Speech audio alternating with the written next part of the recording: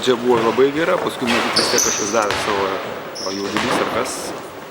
Žodžiu, vyrai padarė, nepaleido ir turim rezultatą. Tas komanda JTRV yra gera, sunki, fiziškai stiprus.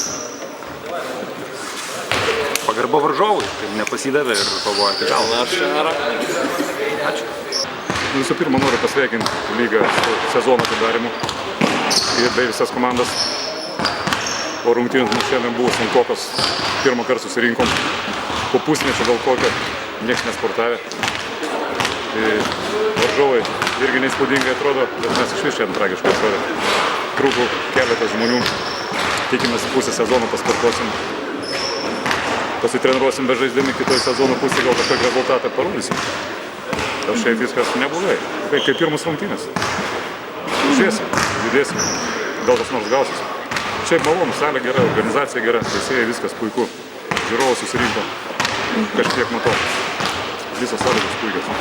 Reikia žaisti, dirbti, rezultatas ateis.